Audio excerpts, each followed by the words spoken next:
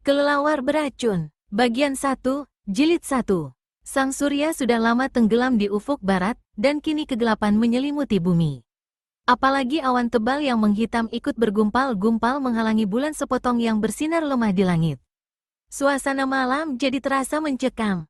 Tambahan lagi, angin dingin yang menggigilkan tulang sesekali berhembus keras. Maka, lengkaplah sudah keadaan yang terasa menakutkan itu.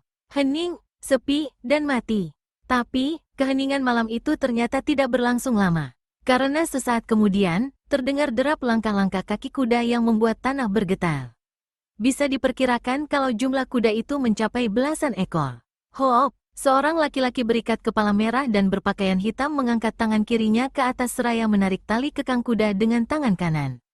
Seketika itu juga langkah binatang tunggangannya berhenti. Begitu pula belasan ekor kuda yang berada di belakangnya. Rupanya, laki-laki berpakaian hitam itu bertindak sebagai pemimpin rombongan. Menilik dari wajah belasan orang itu yang agak kasar, dan sikap yang rata-rata liar, bisa diperkirakan kalau mereka bukan rombongan orang baik-baik. Laki-laki berpakaian hitam dan berikat kepala merah itu lalu menatap belasan wajah yang berada di sekitarnya. Kali ini kita akan berpesta, ujar laki-laki berikat kepala merah itu. Suaranya melengking nyaring seperti suara seorang wanita. Sasaran kita kali ini adalah desa Jati Jajar. Seketika itu juga terdengar suara sorak-sorai riuh menyambut perkataan itu. Mengapa tidak dari dulu-dulu saja, Kang? Sambut seorang yang berkepala botak gembira seraya menatap wajah laki-laki berpakaian hitam itu. Biar semua tahu, siapa dirimu, Kang? Ya, sambut orang bergigi tonggos. Kita tunjukkan pada adipati keparat itu, siapa Kakang Kalaireng. Akur, sahut yang lain. Benar, orang kasar lainnya tak mau ketinggalan. Setuju, seketika itu juga suasana malam yang semula hening, sepi, dan menyeramkan berubah riuh gembira. Suara-suara keras dan kasar terdengar saling susul, tak mau kalah. Masing-masing orang kasar itu berkata semaunya. Tapi, suara ribut-ribut itu langsung sirna ketika laki-laki berpakaian hitam yang bernama Kalaireng ini mengangkat tangan kanannya ke atas. Jelas, dia adalah seorang pemimpin yang cukup disegani anak buahnya. Kini, semua pasang mata tertuju padanya, menunggu apa yang akan dikatakan pemimpin mereka. Dengan sikap tenang, Kalaireng menatap satu persatu wajah-wajah yang tertuju ke arahnya. Raut wajah Kalaireng tampak agak kurus. Dahinya terlihat agak lebar karena bagian depan kepalanya tidak ditumbuhi rambut. Mungkin karena pakaiannya yang serba hitam, sehingga dia mendapat julukan Kalaireng. Memang itulah maksud tujuanku sebenarnya, kata Kalaireng dengan suara melengking nyaring seperti suara seorang wanita. Hore, seru gembira laki-laki berkepala botak. Hidup Kakang Kalaireng, teriak seorang lainnya yang berkumis tebal sambil mengangkat tangan kanannya ke atas. Hidup, sambut semua anggota gerombolan serentak. Pohon dan semak-semak sampai bergetar hebat akibat gemuruh suara raungan mereka. Hahaha, Kalaireng tertawa terbahak-bahak. Sebuah suara aneh, kecil dan melengking nyaring.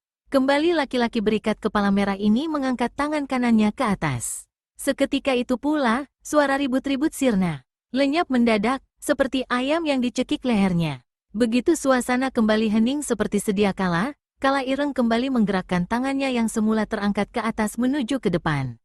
Berbarengan dengan ditariknya kembali tali kekang kudanya, dihentakkan.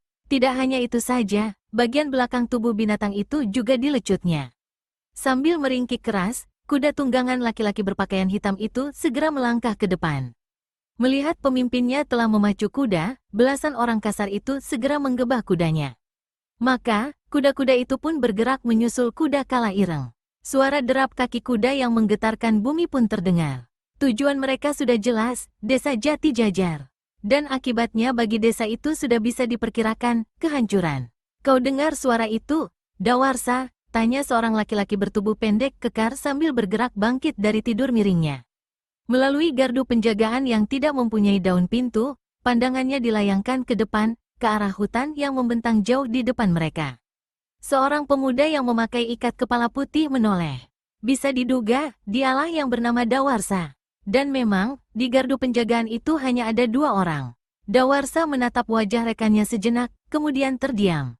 Dicobanya untuk mencari tahu suara apa yang dikatakan laki-laki bertubuh pendek kekar itu. Dahinya berkernyit, berusaha keras membuktikan kebenaran ucapan rekannya. Tapi, sampai beberapa saat berbuat seperti itu, tak juga terdengar suara apa-apa. Maka, Dawarsa menggelengkan kepala. Aku tidak mendengar suara apa-apa, Burasa, tegas Dawarsa kalem. Mungkin kau hanya salah dengar saja.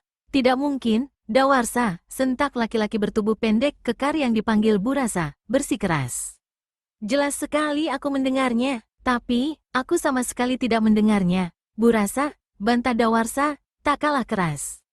Mungkin kau bermimpi, aku tidak tidur, Dawarsa. Mana mungkin bisa bermimpi, kau tahu, aku hanya merebahkan diri untuk menghilangkan rasa pusing yang mendera kepalaku. Hah, Dawarsa menghela napas. Siapa tahu, tanpa sadar kau tertidur, meskipun hanya sekejap, dan dalam tidurmu itu, kau mendengar sesuatu. Seketika, Burasa terdiam. Disadari, apa yang dikatakan rekannya mungkin saja benar. Memang, bukan tidak mungkin dia tertidur sewaktu merebahkan tubuh tadi. Tapi, sesaat kemudian rasa penasaran timbul dalam diri laki-laki bertubuh pendek kekar ini. Dirinya, atau Dawarsa yang salah? Tentu saja untuk mengetahui hal itu, tidak ada jalan lain kecuali membuktikan kebenaran ceritanya. Maka tanpa ragu-ragu lagi, Burasa segera merebahkan diri kembali di bangku panjang di dalam gardu penjagaan. Burasa, apa yang kau lakukan? Tanya Dawarsa agak kaget campur bingung. Mencoba membuktikan kebenaran ucapanku, sahut Burasa kalem. Dawarsa hanya menggeleng-gelengkan kepala mendengar jawaban laki-laki bertubuh pendek kekar itu. Dia pun tidak mempersoalkannya lagi. Dibiarkannya saja Burasa meneruskan maksudnya. Ah, Dawarsa sampai terjingkat kaget tatkala mendengar seru keterkejutan Burasa. Secepat kilat kepalanya menoleh. Pada saat yang bersamaan, laki-laki bertubuh pendek kekar ini melonjak bangkit dari berbaringnya seperti tengah dipagut ular berbisa. Ada apa, Burasa? Tanya Dawarsa kaget.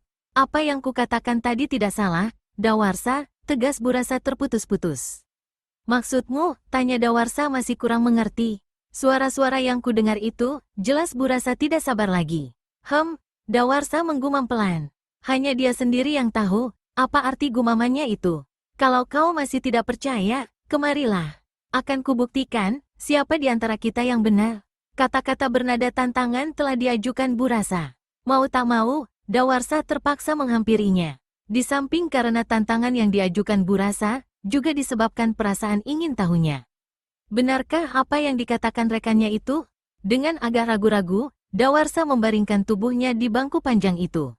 Dan secepat tubuhnya berbaring miring, secepat itu pula tubuhnya terlonjak ke atas seperti disengat kalajengking. Kau benar, Burasa, pekik laki-laki berikat kepala putih, terkejut. Kau bisa mengira-ngira suara apa itu, Dawarsa? Tanya Burasa tak menghiraukan ucapan rekannya. Laki-laki bertubuh pendek kekar sama sekali tidak meributkan kebenaran ucapannya. Suara yang didengar lebih menarik untuk dibahas daripada diributkan. Kalau aku tidak keliru, itu adalah suara langkah kaki kuda. Entah berapa jumlahnya, tapi yang jelas, banyak juga. Dugaanmu sama dengan dugaanku, Dawarsa, sambut Burasa. Entah siapa yang di malam seperti ini mengendarai kuda? Jangan-jangan, Dawarsa menghentikan ucapannya. Sepasang matanya terbelalak lebar menatap ke depan. Kau lihat apa yang berada di depan, Burasa? Tanya pemuda berikat kepala putih itu sambil menudingkan telunjuk tangan kanannya ke depan. Burasa menolehkan kepala ke arah yang ditunjuk rekannya. Dan seketika dia terkejut ketika melihat sekelompok sosok bayangan hitam di kejauhan sana. Meskipun tidak jelas bentuknya karena suasana malam, tapi keduanya dapat menduga kalau sekelompok sosok bayangan hitam itu adalah manusia. Dan menilik derap kaki kuda yang terdengar, bisa diperkirakan kalau itu adalah rombongan orang berkuda. Serombongan orang berkuda, desis Burasa dengan suara tegang. Rombongan berkuda malam-malam begini, dugaanmu, siapa mereka, Burasa? Maksudmu, Burasa merasakan dadanya berdebar tegang. Tanpa bertanya lagi pun sudah bisa diduga, apa yang dikatakan rekannya. Dan hal ini membuatnya tegang.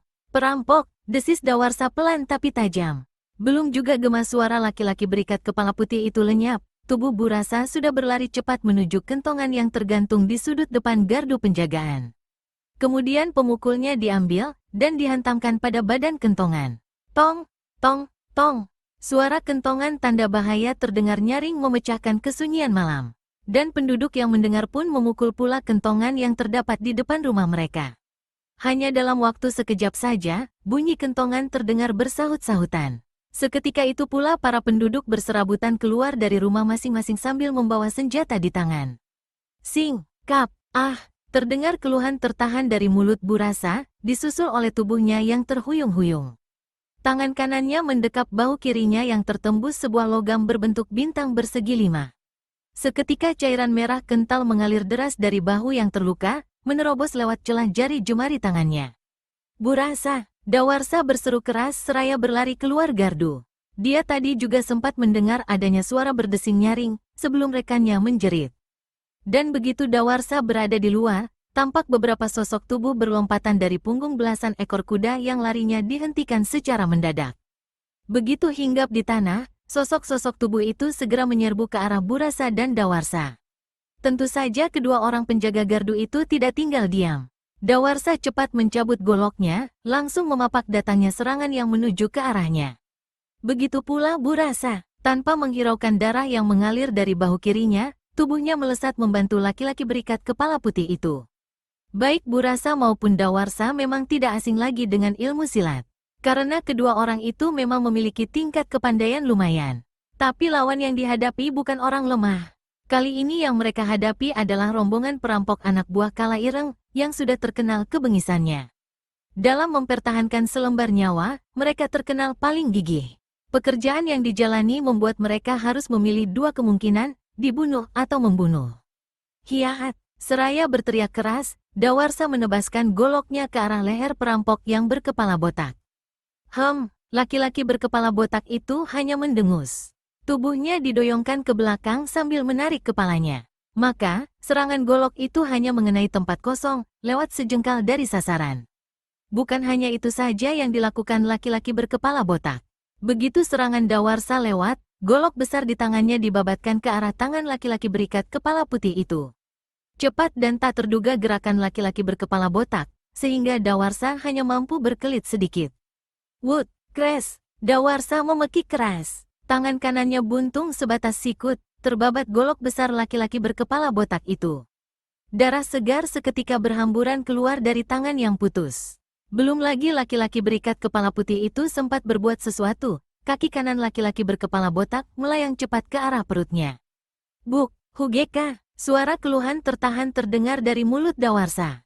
Tubuhnya seketika terbungkuk. Dan di saat itulah, golok besar lawan kembali menyambar. Maka, kres, tanpa sempat mengeluarkan suara lagi, tubuh Dawarsa terkulai roboh.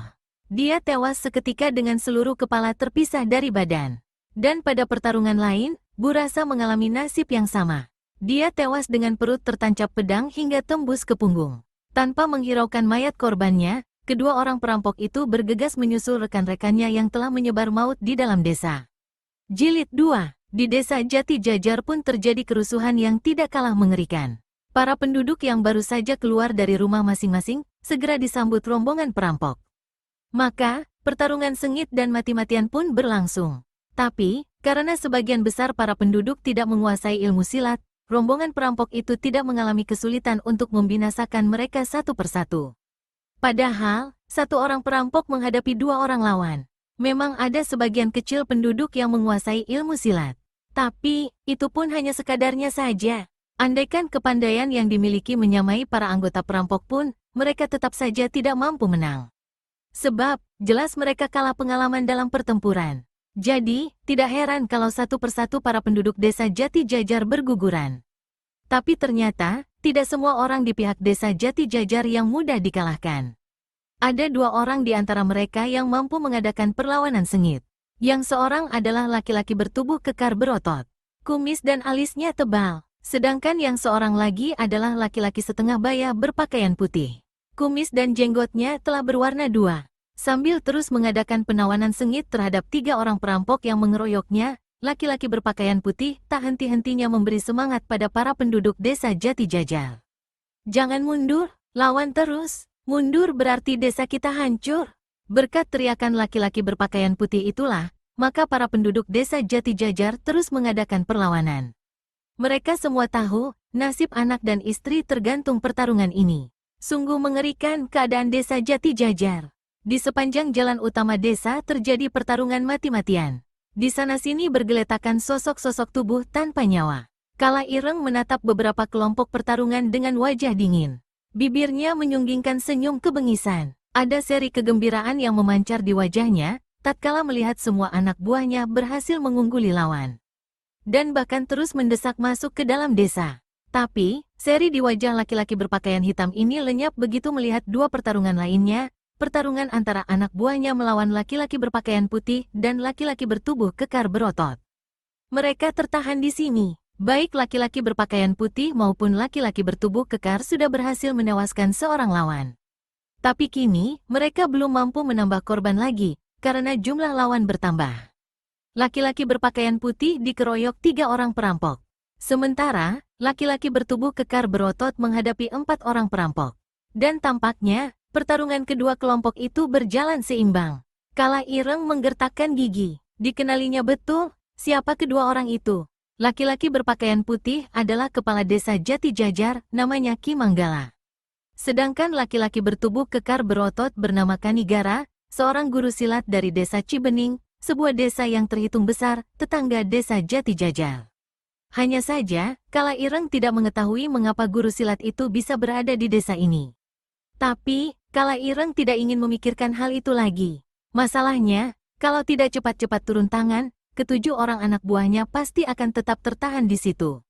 Sementara, tugas yang harus dikerjakan masih belum selesai. Maka, laki-laki berpakaian hitam ini segera melompat turun dari punggung kuda. Mundur, teriak Kala Ireng begitu berada di belakang anak buahnya yang tengah bertarung menghadapi Kanigara. Laki-laki bertubuh kekar berotot ini ternyata hebat juga. Dengan pedangnya, membuat 4 orang lawan tidak mampu mendesak. Sementara, 4 orang lawan Kanigara yang mendengar seruan itu, langsung berlompatan mundur. Mereka tentu saja mengenal siapa pemilik suara itu. Berbarengan dengan berlompatan mundurnya 4 orang perampok itu, Kala Ireng melompat masuk dalam kancah pertarungan. Dia langsung berdiri berhadapan dengan Kanigara. Kala Ireng, desis laki-laki bertubuh kekar berotot itu, begitu melihat laki-laki berpakaian hitam. Ada nada keterkejutan terdengar dalam suara itu. Dia memang telah mengenal Kala Ireng, seorang kepala rampok yang telah malang melintang dalam hutan buaran. Haimeha, Kala Ireng mendengus. Bersiaplah untuk mati, Kanigara. Kanigara sama sekali tidak menyambut ancaman itu. Dia tengah merasa tegang melihat Kala Ireng. Sungguh sama sekali tidak disangka bisa bertemu kepala rampok itu di sini. Kala Ireng terkenal amat kejam, di samping memiliki kepandaian yang tinggi. Kanigara menggertakkan gigi, kemudian melesat menyerang lawannya. Pedang di tangannya menusuk cepat ke arah perut Kala Ireng. Ada suara bercuitan yang cukup nyaring mengiringi serangan itu.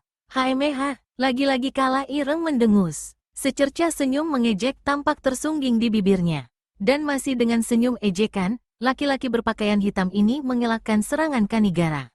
Mudah saja Kala Ireng mengelak. Kakinya dilangkahkan ke kiri sambil tubuhnya didoyongkan, sehingga tusukan pedang itu lewat di sebelah kanan pinggangnya. Dan sebelum Kanigara berbuat sesuatu, tangan kanan Kala Ireng telah lebih dulu bergerak. Wut, tap, pedang di tangan Kanigara langsung kena cengkeraman tangan Kala Ireng. Karuan saja hal ini membuatnya terkejut bukan main. Laki-laki bertubuh kekar berotot ini segera mengerahkan seluruh tenaga dalam yang dimiliki untuk menarik kembali senjatanya. Dan kalau tidak bisa menariknya kembali, paling tidak tangan Kanigara akan terluka atau bahkan putus sama sekali akibat tersayat mata pedangnya. Tapi, usaha Kanigara kandas. Wajahnya sampai merah padam karena mengerahkan seluruh tenaga dalam. Nada keluhan terdengar dari mulutnya ketika berusaha keras menarik pulang senjatanya. Berbeda dengan keadaan yang dialami Kanigara, wajah Kala Ireng tampak biasa-biasa saja, bahkan tidak terlihat tanda-tanda kalau tengah mengerahkan tenaga. Haimeha, Kala Ireng kembali mendengus. Berbarengan dengan hilangnya dengusan itu, tangan kanannya bergerak meremas. Hebat akibatnya, bilah pedang Kanigara langsung hancur, seolah-olah yang diremas laki-laki berpakaian hitam ini hanya sehelai daun kering rapuh. Akibat yang terjadi sudah bisa diduga. Pada saat itu, Kanigara tengah mengerahkan seluruh tenaga dalam untuk menarik pedangnya. Tak pelak lagi, tubuhnya terjengkang ke belakang. Tapi, berkat kelihayannya, Kanigara tidak sampai terbanting di tanah. Meskipun agak terhuyung-huyung, dia mampu mematahkan kekuatan yang membuat tubuhnya terhuyung-huyung ke belakang. Wajah Kanigara memucat. Sepasang matanya menatap berganti-ganti pada pedang yang telah tinggal separuh di tangannya, dan pada jemari Kala Ireng yang telah meremas hancur pedangnya. Laki-laki bertubuh kekar ini memang telah mendengar berita kalau Kala Ireng mempunyai suatu ilmu yang membuat kedua tangannya jadi sekuat baja. Dan kini, telah dibuktikannya sendiri kebenaran berita itu. Jari-jari tangan Kala Ireng benar-benar luar biasa. Wut, tap, pedang di tangan Kanigara langsung kena cengkeraman tangan Kala Ireng. Karuan saja hal ini membuatnya terkejut bukan main. Laki-laki bertubuh kekar itu segera mengerahkan seluruh tenaga untuk menarik senjatanya, tapi tetap tidak berhasil. Meskipun perasaan gentar merayapi hatinya, Kanigara pantang mundur. Dia tahu Kala Ireng tidak akan sudi mengampuninya. Jadi, tidak ada jalan lain baginya kecuali melawan mati-matian. Hiat, Kanigara berseru keras. Pedang yang telah tinggal separuh di tangannya, ditusukkan cepat ke arah leher Kala Ireng. Tapi, untuk yang kesekian kalinya, pemimpin perampok ini tidak mengalami kesulitan sedikitpun untuk memunahkan serangan itu. Tanpa menggeser kaki, Kala Ireng mendoyongkan kepala ke kanan. Maka, serangan itu lewat beberapa jari di sebelah kiri lehernya. Pada saat yang bersamaan, tangan kiri Kala Ireng dengan jari-jari berbentuk cakar itu bergerak. Tap, menggelap jantung Kanigara begitu mengetahui pergelangan tangan kanannya telah tercekal Kala Ireng. Dan sebelum dia sempat berbuat sesuatu, tangan Kala Ireng yang kuat itu telah bergerak meremas. Terdengar suara bergemeretakan keras dari tulang-tulang yang remuk seiring dengan remasan jari-jari tangan Kala Ireng. Kanigara menggigit bibirnya sampai berdarah, dalam usahanya agar mulutnya tidak mengeluarkan lolongan kesakitan. Memang, rasa sakit yang melanda benar-benar luar biasa. Keringat sebesar jagung bermunculan di wajah laki-laki kekar itu. Dengan sendirinya, laki-laki bertubuh kekar berotot ini telah dibuat tidak berdaya oleh Kala Ireng. Dan begitu tangan Kala Ireng bergerak menyentak, tubuh Kanigara tertarik ke depan. Hal ini memang sudah direncanakan laki-laki berpakaian hitam itu. Maka, begitu tubuh Kanigara meluruk ke arahnya, cakar tangan kanannya bergerak menyambut. Krokek, suara berderak keras terdengar ketika ubun-ubun Kanigara pecah. Cairan merah kental bercampur putih mengalir keluar dari ubun-ubunnya. Hanya sebuah keluhan pelan terdengar ketika laki-laki bertubuh kekar berotot ini tewas. Suara berdebuk keras terdengar saat tubuh kekar itu jatuh di tanah. Kala Ireng menatap mayat lawannya sejenak. Kemudian, sepercik ludah kental meluncur keluar dari mulut laki-laki berpakaian hitam, dan hinggap di wajah mayat Kanigara. Kala Ireng kemudian mengalihkan perhatian ke arah Ki Manggala. Tampak laki-laki berpakaian putih itu tengah terdesak hebat karena lawan-lawan yang semula menghadapi Kanigara, kini ganti mengeroyoknya. Menghadapi 3 orang saja Ki Manggala tidak mampu menang. Apalagi kini menjadi 7 orang lawan. Dalam beberapa gebrak saja kepala desa Jati Jajar ini terdesak hebat dan terus terhimpit. Pada jurus keempat, laki-laki berpakaian putih ini tidak mampu mengelak atau menangkis lagi. Bahkan kini, tusukan golok laki-laki berkepala botak telah menghunjam dalam di perutnya. Darah pun memancar deras dari luka yang terobek lebar. Tak sampai sekejapan mata, serangan-serangan lain pun menyusul tiba. Babatan golok, tusukan tombak, dan hujan senjata lain hinggap di berbagai bagian tubuhnya. Tapi, meskipun demikian, di saat nyawanya hendak melayang, Ki Manggala masih sempat mengajak salah seorang pengeroyok untuk ikut bersamanya ke akhirat. Ki Manggala melompat menerjang mengerahkan seluruh sisa-sisa tenaga dalam yang dimiliki. Golok di tangannya menyambar cepat ke arah salah seorang anggota perampok. Perampok berkumis tebal itu terkejut bukan main mendapat serangan yang tak diduga itu. Maka, sebisa-bisanya dia berusaha mengelak, tapi terlambat. Golok kepala desa Jati Jajar itu telah terlebih dulu menyambar lehernya. Tak pelak lagi, kepala laki-laki berkumis tebal itu pun terpisah dari tubuh. Dia tewas seketika berbarengan dengan tewasnya Ki Manggala. Dengan tewasnya Kanigara dan Ki Manggala, tidak ada lawan kuat yang dihadapi gerombolan perampok anak buah Kala Ireng. Kini, dengan leluasa semua penduduk yang menghalangi tindakan mereka dibantai. Suara teriakan kesakitan diiringi lolong kematian memecah kesunyian malam, di tengah-tengah hiruk-pikuknya suara senjata beradu. Gerombolan perampok anak buah Kala Ireng bertindak tak kepalang tanggung. Seluruh penduduk yang berjenis laki-laki, tua atau muda, dibantai habis. Bahkan anak kecil pun dibinasakan. Hanya wanita-wanita saja yang tidak dibunuh, dan hanya diseret keluar. Mereka akan dibawa ke tempat tinggal para perampok untuk dijadikan pemuas nafsu setan. Hahaha, Kala Ireng tertawa terbahak-bahak melihat seluruh isi desa porak-poranda. Mayat-mayat penduduk tampak bergeletakan di sana-sini. Bakar, seru Kala Ireng, keras. Tanpa diperintah 2 kali, semua anggota gerombolan itu bergegas mengambil obor-obor yang terpancang di depan rumah.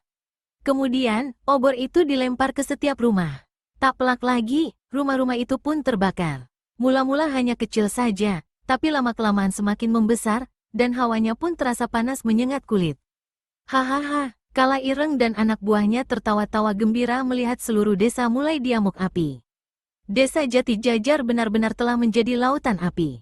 Asap tebal dan hitam membumbung tinggi sampai ke udara. Sambil terus tertawa-tawa gembira, Kala Ireng mengangkat tangan kanan ke atas, seraya melompat naik ke atas punggung kuda. Kemudian, tali kekang binatang tunggangannya dihentakkan. Maka, kuda coklat itu pun bergerak meninggalkan tempat itu. Melihat pemimpin mereka telah bergerak meninggalkan tempat itu, seketika para anak buahnya ikut bergerak pula. Kini, rombongan ini membawa serta barang hasil jarahan, serta belasan wanita cantik. Wanita-wanita desa Jati Jajar hanya dapat menangis melihat semua kejadian yang menimpa. Menangisi desa mereka yang kini telah menjadi lautan api. Menangisi ayah, suami, adik, atau anak mereka yang tewas oleh kekejaman para perampok itu. Bukan hanya itu saja yang dipikirkan. Kejadian mengerikan yang akan menimpa mereka pun tak luput dari pikiran. Ingin rasanya membunuh diri, tapi sayangnya kesempatan itu tidak pernah ada. Kini, mereka hanya dapat pasrah menerima kenyataan yang ada, ikut rombongan perampok Kala Ireng. Jilid 3. Siang itu, suasana benar-benar tidak menyenangkan.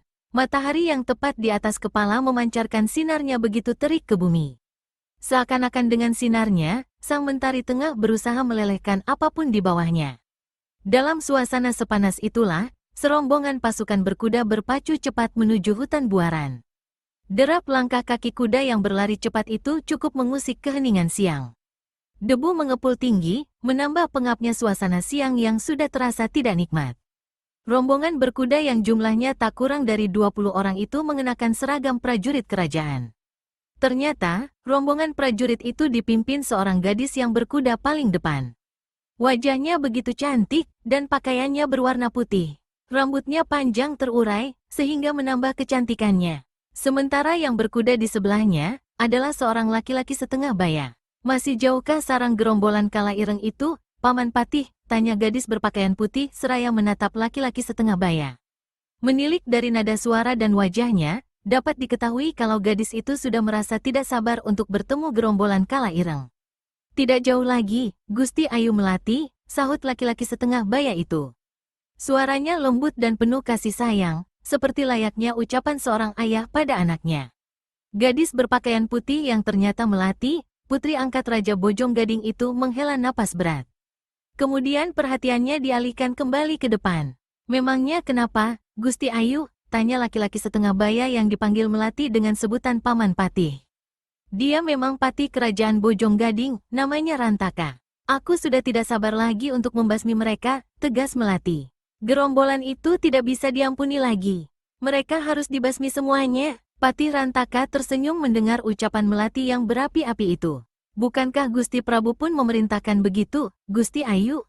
Melati menganggukkan kepala, membenarkan ucapan Patih Rantaka. Ayahanda murka sekali, Paman, desah gadis berpakaian putih yang terkadang memanggil Patih Rantaka dengan Paman saja. Wajar saja kalau Gusti Prabu marah, Gusti Ayu. Gerombolan Kala Ireng benar-benar biadab. Bahkan sudah 3 desa dihancurkan. Begitu kuatkah gerombolan Kala Ireng itu, Paman? Sampai-sampai, Adipati Triwisnu tidak mampu menanggulanginya, tanya Melati tidak yakin. Aku sendiri tidak tahu, Gusti Ayu, jawab Patih Rantaka. Tapi kemungkinan besar memang begitu. Melati mengerutkan alisnya yang berbentuk indah itu. Mengapa Paman menduga demikian? Tanya gadis berpakaian putih itu ingin tahu. Apakah Gusti Ayu belum mengetahui, dan belum mendengar cerita mengenai usaha-usaha yang dilakukan Adipati Triwisnu untuk menghancurkan gerombolan Kala Ireng itu? Laki-laki setengah baya malah balik bertanya, setengah tak percaya. Melati menggelengkan kepala. Aku hanya mengetahui sedikit saja, Paman, sahut Melati pelan. Aku hanya tahu kalau gerombolan Kala Ireng telah membumi hanguskan 3 buah desa. Patih Rantaka tercenung. Sementara, Melati pun tidak melanjutkan kata-katanya. Dengan sendirinya, untuk beberapa saat kebisuan menyelimuti mereka. Kini yang terdengar hanyalah derap langkah kaki rombongan berkuda yang menapak tanah. Ketika untuk pertama kalinya gerombolan Kala Ireng keluar dari hutan Buaran dan membumi hanguskan desa Jati Jajar, Adipati Triwisnu langsung bertindak. Pasukannya dikirimkan untuk menghancurkan gerombolan itu. Dia merasa bertanggung jawab untuk menumpasnya, karena semua itu terjadi di daerah kekuasaannya. Patih Rantaka menghentikan ceritanya sejenak untuk mengambil napas. Sesaat, sepasang matanya menatap wajah Melati. Tapi, rombongan yang dikirim Adipati Triwisnu ternyata tidak pernah kembali lagi. Apa yang terjadi dengan pasukan itu, tak seorang pun yang tahu. Dan yang jelas, usaha mereka tidak berhasil. Karena, sebuah desa kembali dibumi hanguskan oleh gerombolan Kala Ireng itu. Melati hanya menggumam pelan. Entah apa yang digumamkan, hanya gadis itu sendirilah yang tahu. Adipati Triwisnu tidak tinggal diam. Perasaan penasaran mendorongnya untuk mengirimkan pasukannya kembali. Dia ingin menumpas gerombolan itu, sekaligus mencari berita lenyapnya pasukan yang dikirim pertama kali. Patih Rantaka kembali menghentikan ceritanya. Dihirupnya udara sejenak, seraya mencari kata-kata untuk melanjutkan ceritanya. Tapi, usaha yang dilakukan Adipati Triwisnu sia-sia. Pasukan yang dikirimnya itu lagi-lagi tak pernah kembali, lenyap seperti ditelan bumi. Dan tak lama kemudian, kembali sebuah desa dibumi hanguskan oleh gerombolan Kala Ireng itu. Melati mengangguk-anggukkan kepala. Kini baru disadari mengapa Adipati Triwisnu sampai mengirim utusan ke kota raja. Dan mengapa pula Prabu Nalada mengirimkan pasukan khusus kerajaan Bojong Gading untuk menumpas gerombolan Kala Ireng. Rupanya Prabu Nalada telah mendengar kegagalan usaha yang dilakukan Adipati Triwisnu, sehingga mengambil keputusan itu untuk mengirimkan pasukan. Sekarang aku mengerti, Paman, kata Melati. Sedangkan Patih Rantaka hanya tersenyum lebar. Menurutmu, mengapa pasukan yang dikirim Adipati Triwisnu itu bisa lenyap, Paman? Aku sendiri juga tidak tahu, Gusti Ayu, sahut Patih Rantaka tidak berani memastikan. Tapi kalau menurut pendapatku, mereka semua telah tewas di tangan gerombolan itu. Melati terdiam, tak lagi menyahuti. Patih Rantaka pun tak lagi melanjutkan ucapan. Kini rombongan pasukan khusus kerajaan Bojong Gading itu pun melanjutkan perjalanan tanpa berbicara lagi. Begitu mulai memasuki mulut hutan, rombongan pasukan khusus kerajaan Bojong Gading mulai bersikap waspada. Semua pasang mata beredar berkeliling, merayapi sekitarnya. Seluruh urat saraf mereka menegang waspada, bersiap menghadapi adanya ancaman mendadak. Tangan-tangan mereka juga telah memegang hulu senjata masing-masing. Napas pun agak ditahan, khawatir kalau-kalau mengganggu pendengaran yang telah dipasang setajam mungkin. Paling tidak, agar suara sekecil apapun dapat tertangkap telinga mereka. Gusti Ayu, sapa Patih Rantaka pelan seperti bisikan. Ada apa, Paman? Tanya Melati seraya menolehkan kepala. Namun demikian, sepasang matanya tak pernah lepas mengawasi keadaan sekitar. Apakah tidak lebih baik kalau kuda-kuda itu kita tinggalkan saja?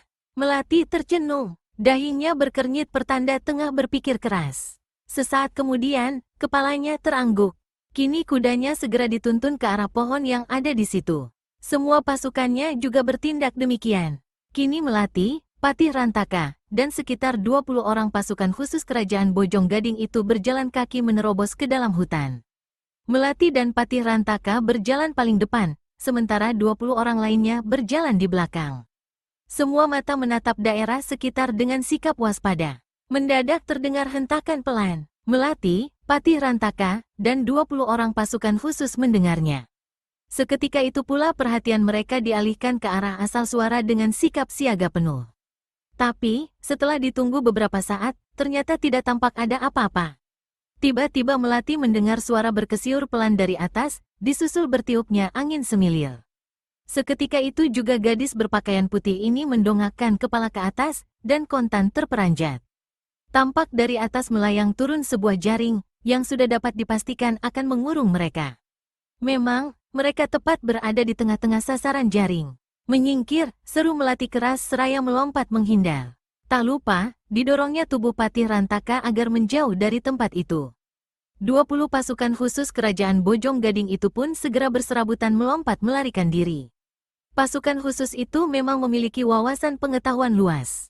Mereka tahu, apabila terkurung jaring, tidak sulit bagi lawan untuk menghujani mereka dengan serangan mematikan. Luar biasa, tidak ada seorang pun dari pasukan khusus itu yang terjaring. Tapi ternyata, hal yang mengejutkan itu tidak berakhir sampai di situ. Tubuh-tubuh yang berlompatan itu seketika menerima kejutan masing-masing. Ternyata sebagian besar dari mereka mendapat serangan susulan. Dari segenap penjuru seketika meluncur senjata rahasia yang mempunyai bentuk dan ukuran berbeda. Ada logam berbentuk bintang segi 5, ujung anak panah, ataupun pisau. Kembali pasukan khusus kerajaan Bojong Gading itu mempertunjukkan kelihayannya. Cepat-cepat serangan gelap yang mengancam keselamatan nyawa itu ditangkis. Tring, tring, tring. Semua serangan gelap berhasil dikandaskan. Bahkan ada yang kembali ke pemiliknya semula. Terbukti, terdengar suara jeritan menyayat dari balik kerimbunan pepohonan dan semak-semak. Keadaan yang dialami Melati lebih mengerikan lagi. Dalam usaha menyelamatkan selembar nyawanya, gadis itu melakukan lompatan harimau. Kedua tangannya sudah siap mendarat di tanah, untuk kemudian digunakan sebagai peredam saat bergulingan. Sungguh di luar dugaan gadis berpakaian putih itu. Tanah berumput yang menjadi tempat bertumpu kedua tangannya tiba-tiba amblas. Tak dapat dicegah lagi, tubuh Melati pun melayang masuk ke dalam lubang. Serasa copot jantung Melati mengalami hal yang sama sekali tidak diduga ini. Apalagi ketika dia melihat puluhan ujung tombak runcing yang menanti di dasar lubang. Menilik dari bau amis darah yang menyeruak masuk ke dalam hidung, bisa diperkirakan kalau lubang jebakan ini sudah cukup banyak menelan korban. Melati bertindak cepat. Disadari kalau tidak mungkin kakinya mendarat di ujung tombak-tombak runcing itu. Lubang itu terlalu sempit, apalagi sulit baginya untuk memutar tubuh dengan keadaan tengah berada di udara. Tanpa membuang-buang waktu lagi, pedangnya segera dihunus. Serat, sinar terang membersit ketika pedang itu tercabut keluar dari sarungnya.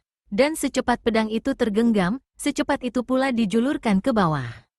Trik, luar biasa. Dengan perhitungan matang seorang ahli pedang tingkat tinggi, Melati berhasil mendaratkan ujung pedangnya pada salah satu ujung tombak runcing yang sudah menanti, siap menyate tubuhnya.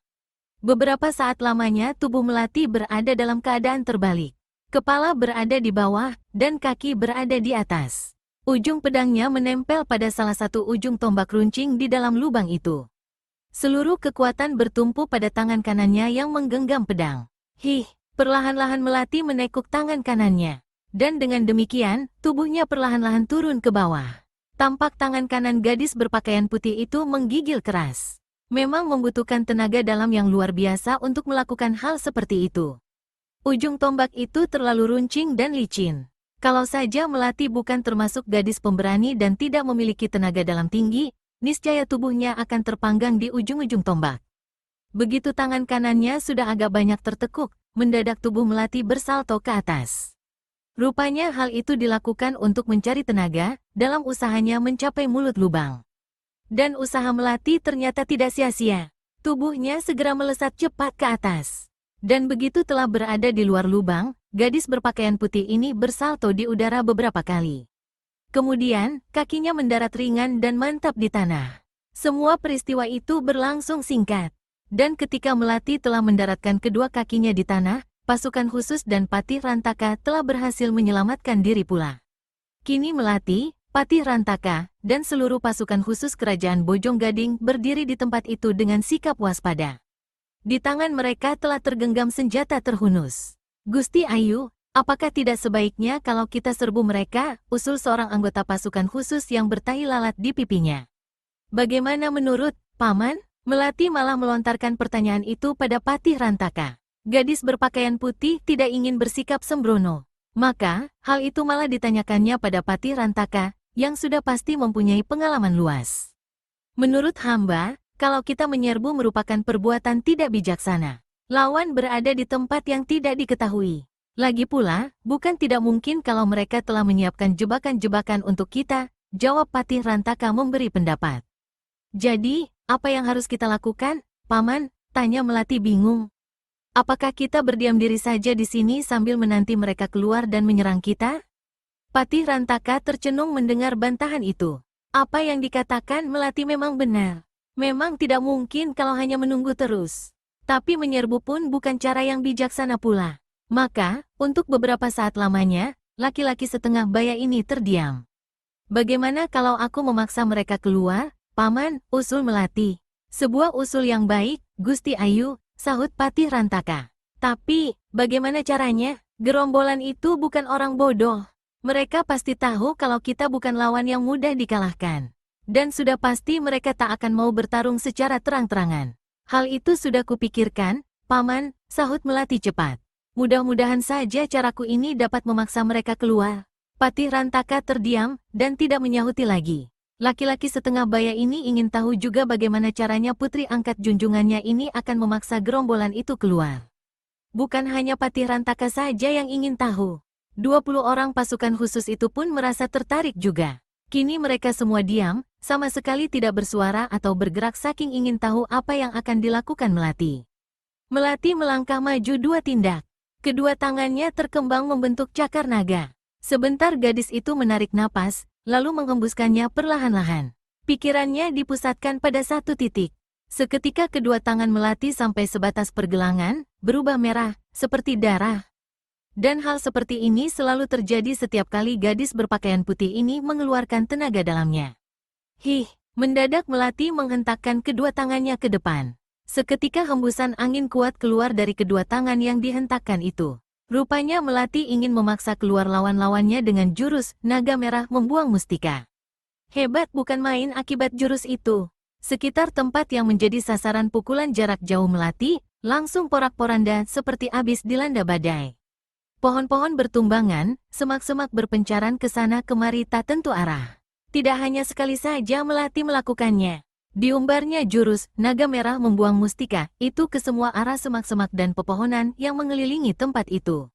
Sudah dapat diduga akibatnya, seluruh tempat itu porak-poranda seperti abis dilanda angin topan. Patih Rantaka dan seluruh pasukan khusus kerajaan Bojong Gading sampai bergidik melihat kedahsyatan ilmu yang dimiliki Melati. Tapi, Melati bukan bermaksud pamer kesaktian di depan mereka. Gadis itu hanya berusaha memancing lawan agar menampakkan diri. Maka, mereka pun segera mengedarkan pandangan ke sekeliling. Usaha yang dilakukan Melati tidak sia-sia. Dan kini tampak banyak sosok tubuh berlompatan dari balik semak-semak dan pepohonan yang terbongkar di sana-sini, akibat terlanda angin pukulan gadis itu. Tentu saja pasukan khusus ini tidak membiarkan mereka lari begitu saja. Mereka semua bergegas bergerak mengejar, kecuali Patih Rantaka dan Melati. Laki-laki setengah baya ini berdiri di sebelah gadis itu. Sebagai seorang yang memiliki kepandaian cukup tinggi, Patih Rantaka tahu kalau gadis berpakaian putih itu akan lelah setelah mengeluarkan tenaga dalam saat mengobrak-abrik seluruh tempat ini. Maka, dia sengaja tidak ikut mengejar, tapi melindungi gadis itu dari serangan lawan. Sementara itu, gerombolan Kala Ireng tidak bisa menghindar lagi karena pasukan khusus kerajaan Bojong Gading telah menghadang langkah mereka. Maka, pertarungan pun tidak bisa dielakkan lagi. Sesaat kemudian, denting senjata beradu pun terdengar ketika kedua belah pihak mulai saling menyerang hebat. Baru saja Melati menghentikan amukannya, sesosok bayangan hitam melesat dari balik sebuah kerimbunan semak-semak.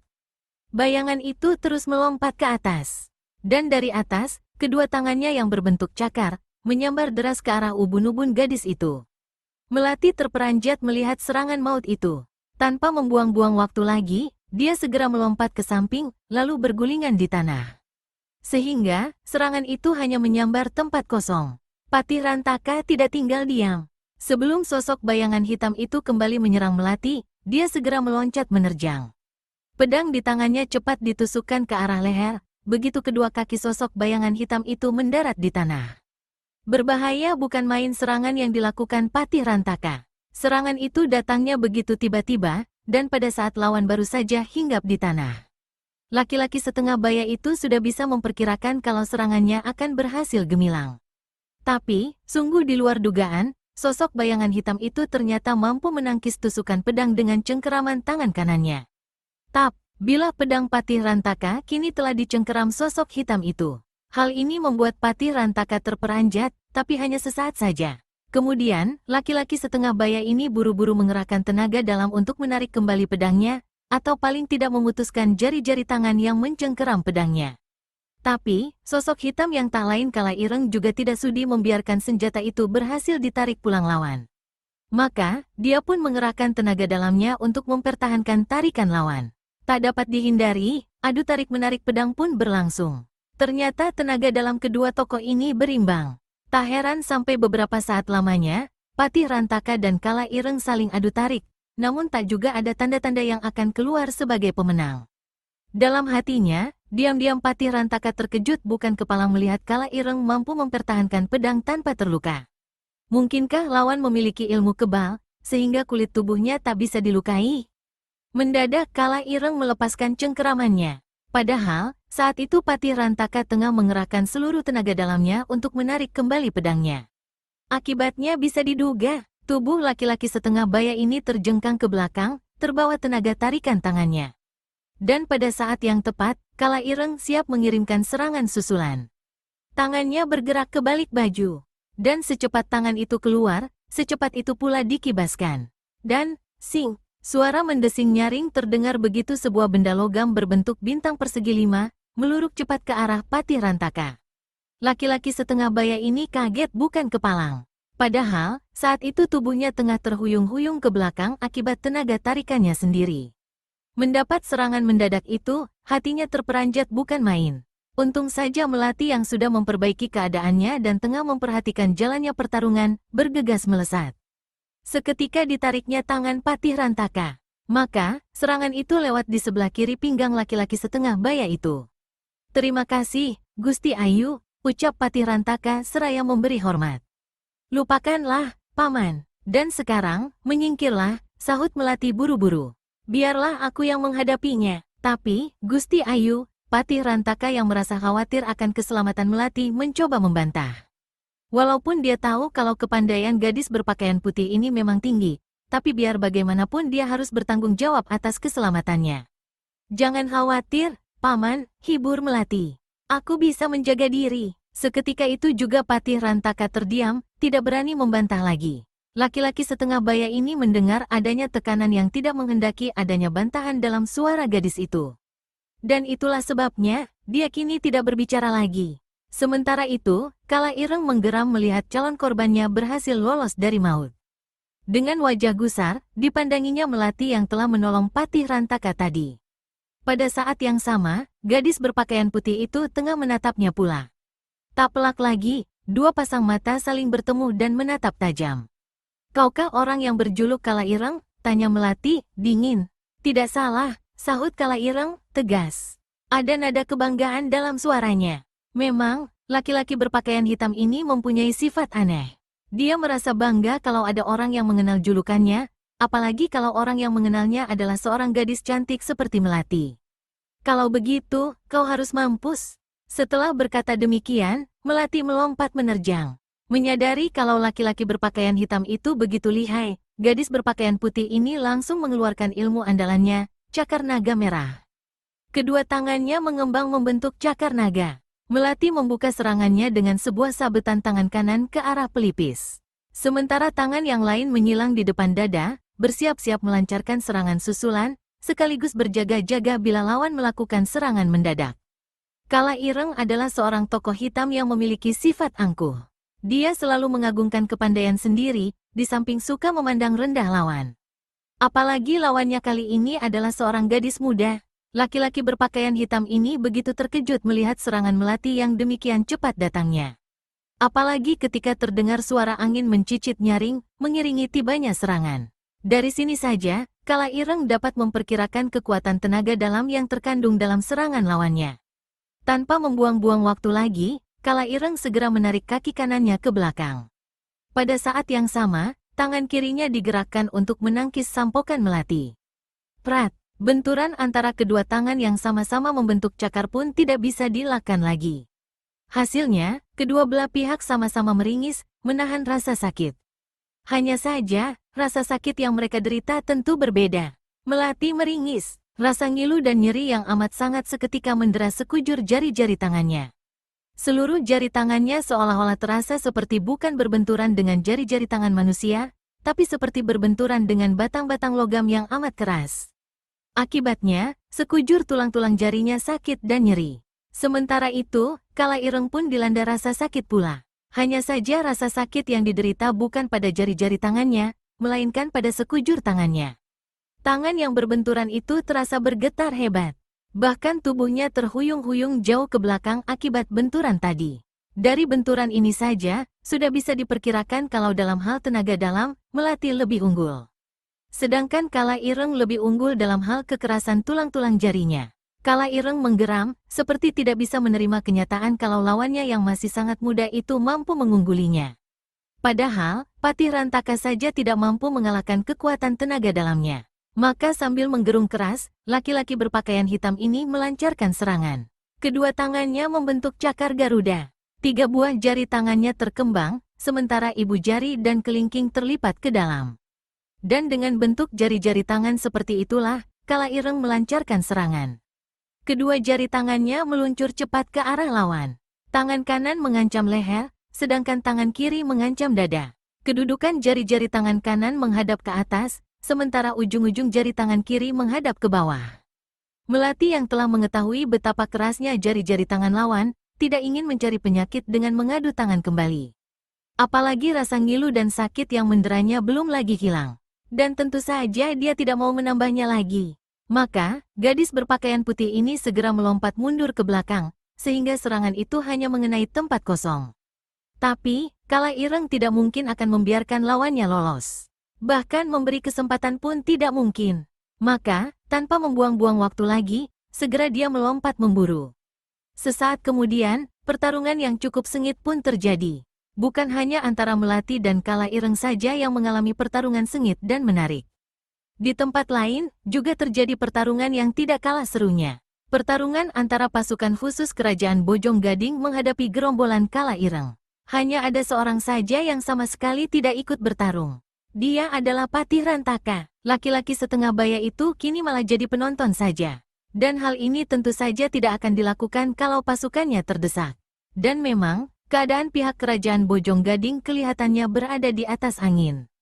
Sebetulnya, kalau dihitung dalam hal jumlah orang, gerombolan Kala Ireng masih lebih banyak daripada pihak prajurit Kerajaan Bojong Gading.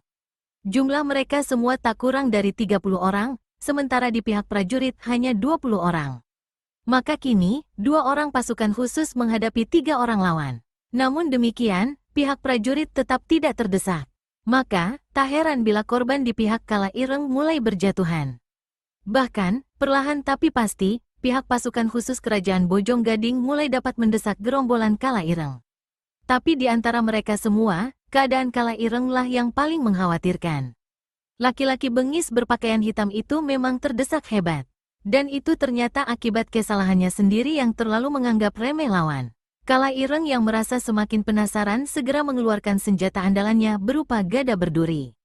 Hal ini membuat Melati terpaksa harus mengeluarkan pedangnya. Dan dengan sendirinya, gadis berpakaian putih ini juga mengeluarkan ilmu pedang 1000 naga, andalannya. Kini Melati tidak ragu-ragu lagi untuk mengadu senjata. Meskipun jika mengadu senjata tangannya selalu bergetar, tapi hal ini tidak terlalu jadi masalah. Suara menderu-deru dahsyat terdengar setiap kali Kala Ireng mengayunkan gada berdurinya. Mengerikan sekali, tapi suara itu masih kalah dahsyat dan mengerikan bila dibanding suara yang keluar dari setiap gerakan pedang Melati. Suara menggerung keras seperti naga murka terdengar setiap kali Melati menggerakkan pedangnya. Hiat, Kala Ireng membabatkan gada berdurinya ke arah pinggang Melati. Suara angin keras menderu mengiringi tibanya serangan itu. Melati menggertakkan gigi, kedua kakinya tampak menekan tanah. Pelan kelihatannya, namun mendadak saja, tubuh bagian bawah gadis ini terangkat naik ke belakang, sehingga kini tubuh Melati berada di udara dalam keadaan menelungkup. Keadaan tubuh bagian bawah tampak lebih tinggi daripada bagian atas. Rupanya, gadis berpakaian putih ini telah menggunakan jurus naga merah mengangkat ekor. Pada saat yang bersamaan, pedang di tangan gadis itu menusuk ke arah leher Kala Ireng. Cepat bukan main gerakannya, sehingga Kala Ireng sangat terkejut. Dengan sebisa-bisanya dia berusaha mengelak. Tapi, krot, telak dan mantap sekali pedang Melati menghunjam leher Kala Ireng. Cairan merah kental muncrat dari leher yang berlubang tertembus pedang. Ada suara mengorok terdengar dari mulut laki-laki bengis berpakaian hitam itu. Sesaat kemudian, tubuhnya menggelepar, lalu tidak bergerak lagi untuk selama-lamanya. Berbarengan dengan diamnya tubuh Kala Ireng, Melati mendaratkan kedua kakinya di tanah. Gadis berpakaian putih ini menatap mayat lawannya sejenak, lalu menolehkan kepala ke arah Patih Rantaka. Luar biasa, Gusti Ayu benar-benar lihai, puji Patih Rantaka sambil melangkah mendekati. Ah, Paman terlalu memuji, desah Melati merendah. Sama sekali tidak, Gusti Ayu. Aku bicara sejujurnya, tegas Patih Rantaka. Kala Ireng yang begitu lihai dapat Gusti Ayu robohkan. Bahkan tidak sampai 10 jurus. Melati tersenyum pahit. Sekilas sepasang matanya menatap ke sekeliling, memperhatikan pertarungan yang masih berlangsung antara pasukan khusus kerajaan Bojong Gading menghadapi gerombolan Kala Ireng. Lega hati gadis berpakaian putih ini melihat pasukannya berada di atas angin. Dengan sekali lihat saja Melati tahu kalau kemenangan bagi pasukannya hanya tinggal menunggu waktu saja. Jumlah gerombolan Kala Ireng hanya tinggal beberapa gelintir saja. Bahkan sebagian anggota pasukan khusus telah berdiri menganggur karena kehabisan lawan. Jari-jari tangannya kuat sekali, "Paman," kata gadis berpakaian putih seraya mengalihkan perhatian ke arah Patih Rantaka. "Jari-jari tanganku sampai sakit-sakit ketika berbenturan dengan jari-jari tangannya." Patih Rantaka menganggukkan kepala membenarkan. "Semula, kukira dia memiliki kulit yang kebal sewaktu berani mencengkeram pedangku. Ternyata hanya jari-jari dan telapak tangannya saja yang kuat. Sementara, bagian lainnya biasa-biasa saja," sahut laki-laki setengah baya itu. Melati menganggukkan kepala pertanda membenarkan ucapan Patih Rantaka. "Mungkin dia hanya melatih tangan sebatas pergelangan," duga Melati. "Benar," sambut Patih Rantaka. "Memang banyak cara untuk membuat tangan jadi seperti itu." Melati terdiam. Sementara, Patih Rantaka tidak melanjutkan ucapannya kembali. Kini kedua pimpinan pasukan khusus ini mengalihkan perhatian pada pertarungan yang terjadi antara pasukan khusus melawan sisa gerombolan Kala Ireng. Kembali terdengar lolong kematian, diiringi robohnya tubuh beberapa orang perampok di tanah untuk selama-lamanya. Dan dengan berakhirnya pertarungan itu, maka tidak ada lagi anggota gerombolan Kala Ireng yang tersisa. Semuanya tewas, sementara di pihak pasukan khusus, tak ada seorang pun yang tewas. Bahkan luka yang diderita hanya ringan saja. Bergegas seluruh anggota pasukan khusus menghampiri Melati. Gadis berpakaian putih ini menyambut mereka sambil tersenyum puas. "Aku bangga pada kalian semua," puji Melati dengan senyum di bibir. Sementara Patih Rantaka hanya mengangguk-anggukkan kepala saja. Meskipun begitu, mulutnya menyunggingkan senyum pula. Kini sudah jelas mengapa pasukan yang dikirim Adipati Triwisnu tidak pernah kembali. Pasti mereka semua telah tewas. Kalau saja bukan rombongan kita yang kemari, mungkin sebagian besar sudah tewas sebelum berhadapan dengan mereka. Jelas Patih Rantaka teringat pada perangkap demi perangkap yang hampir saja merenggut nyawa pasukan khusus kerajaan Bojong Gading. Melati sama sekali tidak menyahut, meskipun dalam hati mengakui kebenaran ucapan laki-laki setengah baya itu. Memang sulit bagi para prajurit biasa untuk menghindari serangan jaring yang tiba-tiba. Di perangkap pertama saja, Melati sudah dapat memperkirakan kalau sebagian dari prajurit akan terkurung. Sementara yang lolos pun, belum tentu bisa selamat dari ancaman senjata-senjata rahasia yang menyambar. Sungguh sebuah persiapan yang matang. Sesaat kemudian, Melati, Patih Rantaka, dan pasukannya bergegas meninggalkan tempat itu, kembali menuju kerajaan Bojong Gading. Jilid 4. Suara kukuk burung hantu terdengar memecah kesunyian malam. Langit tampak bersih, hanya ada sedikit awan yang menggantung di sana, itu pun tampak tipis saja. Meskipun bulan hanya sepotong tampak di langit, tapi suasana malam jadi terlihat cukup terang, karena sinar bulan tidak terhalang. Dalam suasana seperti itulah, tampak dua sosok bayangan berkelebat cepat. Dan karena suasana cukup terang, dua sosok bayangan itu bisa terlihat agak jelas. "Kau kenal pembunuhnya, kelelawar beracun?" tanya salah satu dari dua orang itu. "Aneh sekali keadaan orang ini. Tubuhnya pendek seperti anak-anak berusia 8 tahun. Kepalanya botak, tidak ada kain yang membungkus tubuhnya, selain secarik celana pendek. Kulitnya putih seperti warna celananya. Tidak ada kumis, jenggot, atau cambang yang menghias wajahnya." Orang yang dipanggil kelelawar beracun itu menoleh, tanpa menghentikan larinya sama sekali.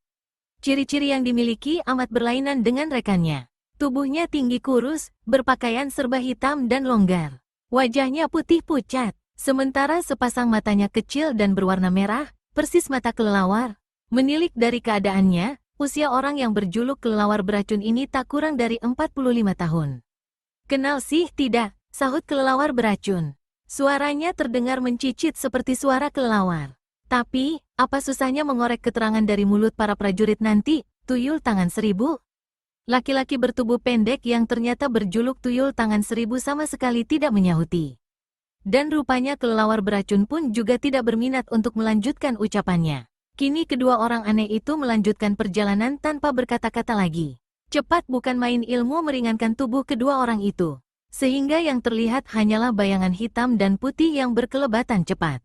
Itu bangunan istana kerajaan Bojong Gading, unjuk kelelawar beracun seraya menudingkan telunjuknya ke arah sebuah bangunan besar yang menjulang kokoh di kejauhan, tanpa mengendurkan kecepatan larinya. Tuyul tangan seribu hanya menggumam pelan sebagai jawabannya. Sementara kakinya terus saja melangkah. Hebat memang laki-laki bertubuh pendek ini. Meskipun kedua kakinya pendek, namun sama sekali tidak mengalami kesulitan untuk berlari di sebelah kelelawar beracun. Berkat ilmu meringankan tubuh yang telah mencapai tingkatan tinggi, dalam waktu singkat istana kerajaan Bojong Gading telah berada di hadapan mereka. Kelelawar beracun dan tuyul tangan seribu segera merapatkan tubuh ke tembok istana kerajaan Bojong Gading. Kepala mereka didongakkan ke atas sebentar, mengira-ngira ketinggian tembok itu. Tak kurang dari 3 tombak tinggi pagar tembok itu. Kelelawar beracun menjejakkan kedua kakinya di tanah. Sesaat kemudian, tubuhnya melayang ke atas. Menggiriskan sekali kelihatannya, karena pakaiannya yang berwarna hitam dan longgar berkibaran tertiup angin. Laki-laki berwajah pucat ini tak ubahnya seperti seekor kelelawar raksasa. Tapi sebelum tubuh itu mencapai atas tembok, luncuran itu terhenti. Kelelawar beracun yang sudah memperhitungkan hal itu sama sekali tidak gugup. Cepat tangan kanannya dimasukkan ke balik baju. Dan begitu keluar kembali, sebilah pisau telah berada di tangannya. Seketika pisau itu amblas ke dalam pagar tembok sampai ke gagang ketika kelelawar beracun menancapkannya. Tidak hanya sampai di situ saja yang dilakukan laki-laki berwajah pucat ini. Begitu pisau itu amblas, dengan tangan kanan berpegangan pada gagang pisau, tubuhnya kembali melenting ke atas. Hebat cara yang dilakukan kelelawar beracun untuk melewati pagar tembok. Tapi, masih lebih hebat lagi cara yang dilakukan tuyul tangan seribu. Laki-laki bertubuh pendek ini berusaha melewati pagar tembok istana dengan cara merayap, seperti layaknya seekor cecak berjalan di dinding.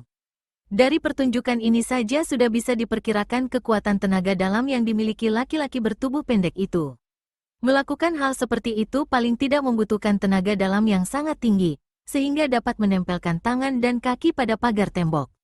Karena tuyul tangan seribu menggunakan cara seperti itu, tidak aneh jika baru saja mencapai setengah perjalanan, kelelawar beracun telah mendaratkan kakinya di atas pagar tembok.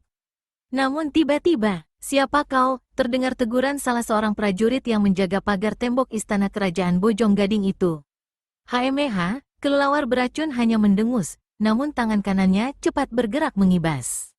Plakek, terdengar suara keras ketika dada prajurit itu terhantam tangan kelelawar beracun. Seketika itu juga tubuh prajurit itu terpental jauh dengan tulang-tulang dada hancur. Nampaknya seluruh isi dadanya remuk. Cairan merah kental mengalir deras dari mulut, hidung, dan telinganya. Prajurit yang malang itu kontan tewas sebelum tubuhnya sempat mencium tanah. Karuan saja hal itu mengagetkan prajurit lain. Maka serentak mereka pun menyerang kelelawar beracun. Seketika itu juga beberapa ujung tombak berkelebatan cepat mengancam berbagai bagian tubuh laki-laki berwajah pucat itu. Lagi-lagi kelelawar beracun hanya mendengus. Segera kakinya dijejakkan. Sesaat kemudian, tubuhnya sudah berada di atas kepala para prajurit itu. Dan sekali tangannya bergerak menepuk, tubuh para prajurit itu terdorong ke depan. Begitu kuatnya dorongan itu, sehingga tanpa mampu dicegah lagi, tubuh para prajurit itu terpentalan menjauh. Terdengar suara jeritan yang memilukan ketika tubuh mereka berjatuhan ke bawah. Jilid 5. Ringan tanpa suara sama sekali, kelelawar beracun mendaratkan kedua kakinya di tanah. Dia kini telah berada di dalam istana. Tapi, baru saja hinggap, kembali belasan orang prajurit meluruk menyerbu ke arahnya dengan senjata terhunus. Memang, keributan yang ditimbulkan tadi telah memancing tibanya prajurit lain. Dan kini, hujan senjata telah meluruk ke arah berbagai bagian tubuh kelelawar beracun. Tapi kembali laki-laki berwajah pucat ini hanya mendengus pelan. Kedua tangannya segera bergerak cepat, menangkis serangan-serangan yang datang. Tak, suara berdentang keras seperti beradunya dua batang logam terdengar ketika tangan kelelawar beracun berbenturan dengan senjata para pengeroyoknya.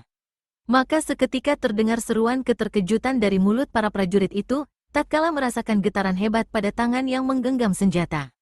Bahkan hampir-hampir senjata itu terlepas dari tangan. Belum sempat para prajurit itu berbuat sesuatu, tangan kelelawar beracun bergerak cepat bukan main.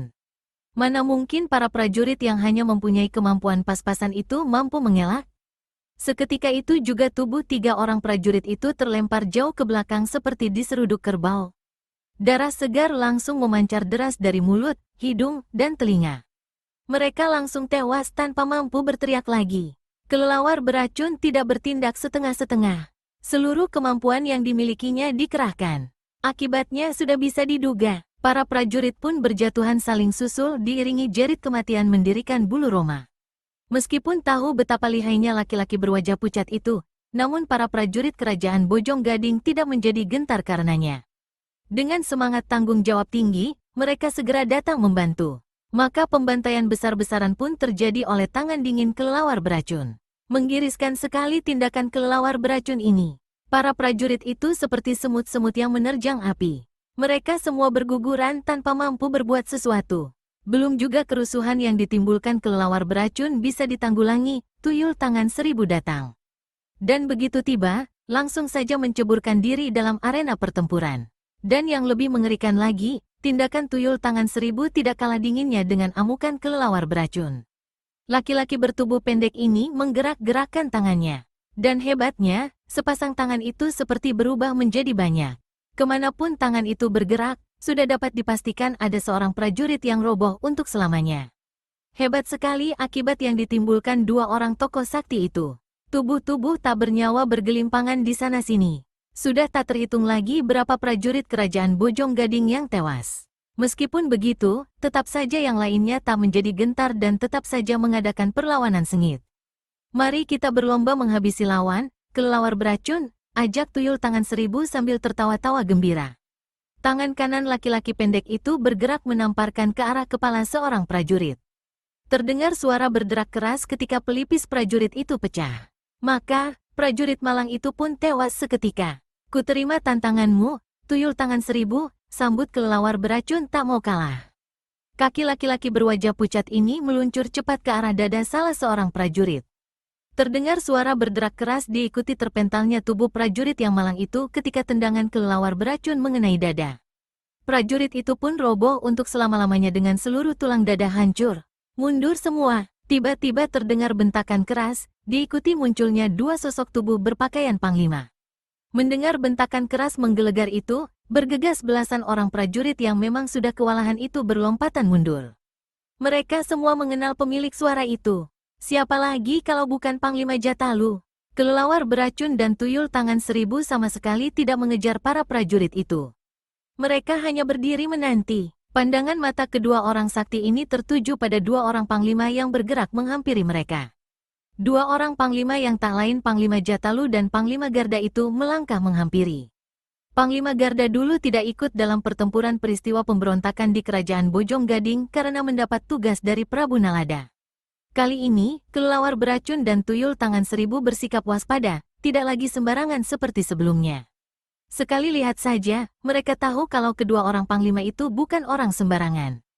Dan itulah sebabnya, mengapa mereka berlaku hati-hati. Siapa kalian? Dan mengapa mengacau istana kerajaan Bojong Gading? Tanya Panglima Jatalu dengan suara khasnya yang keras seperti halilintar. Laki-laki bertubuh tinggi besar ini memang marah bukan main melihat banyak prajurit kerajaan Bojong Gading yang bergelimpangan tanpa nyawa di tanah. Aku kelelawar beracun, sahut laki-laki berwajah pucat sambil tersenyum mengejek. Dan aku, tuyul tangan 1000, sambung laki-laki bertubuh pendek tak mau kalah. Berubah wajah Panglima Jatalu dan Panglima Garda begitu mendengar julukan kedua orang itu.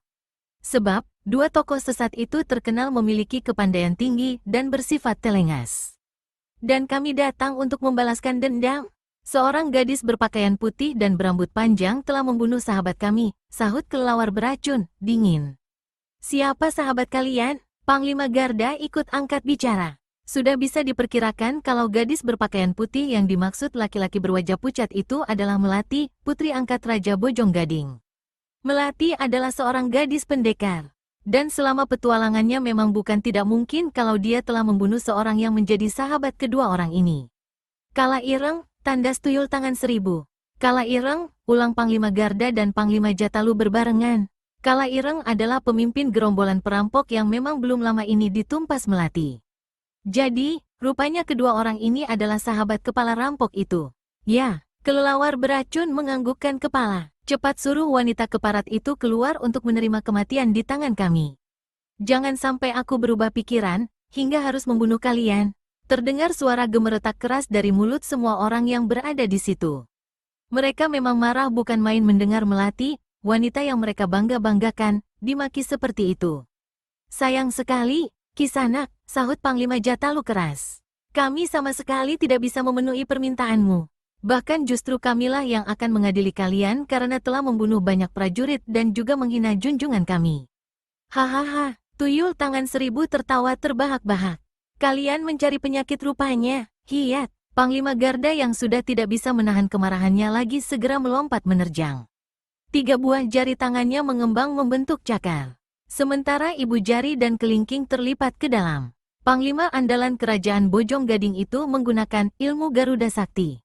Tubuhnya kemudian meluncur turun seraya mengirimkan serangan ke arah ubun-ubun dan pelipis kelelawar beracun. Hei, baik tuyul tangan seribu maupun kelelawar beracun terperanjat melihat ilmu yang digunakan Panglima Garda. Sebab, kelihatannya mirip sekali dengan ilmu yang dimiliki rekan mereka, Kala Ireng. Memang dugaan kedua orang itu sama sekali tidak salah. Baik Panglima Garda maupun Kala Ireng sama-sama mempergunakan ilmu yang diambil dari gerakan burung Garuda. Baik dalam hal bentuk jari tangan, maupun perilaku binatang itu. Terutama saat menghadapi mangsa maupun musuh yang lebih kuat.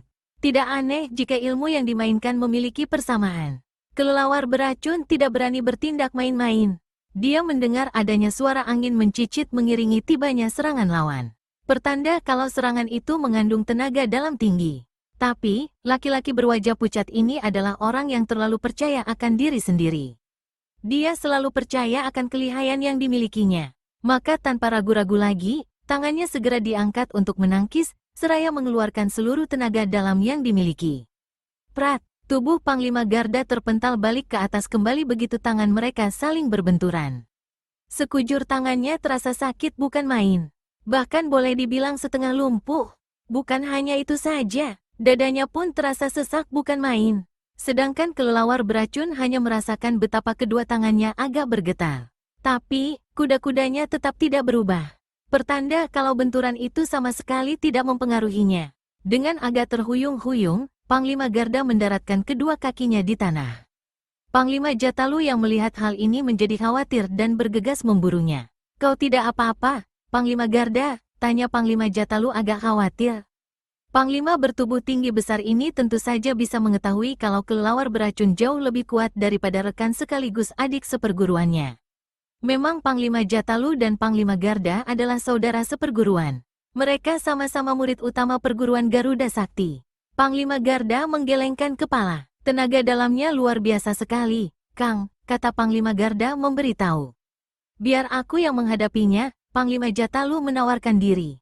Kau hadapi saja kawannya. Panglima Garda sama sekali tidak membantah. Kini kedua panglima itu bergerak ke arah yang berlawanan. Panglima Garda ke kiri, sementara Panglima Jatalu ke kanan. Hahaha, kelelawar beracun tertawa bergelak. Laki-laki berwajah pucat ini kembali bangkit kesombongannya, begitu telah mengetahui tingkat kepandaian lawan. Sambil masih tertawa-tawa, diperhatikannya Panglima Jatalu yang kini perlahan-lahan mulai menghampiri. Hiat, Panglima Jatalu kini melompat menyerang. Tangan kanannya yang berbentuk cakar Garuda meluncur cepat ke arah ulu hati kelelawar beracun. Sementara tangan kirinya terpalang di depan dada.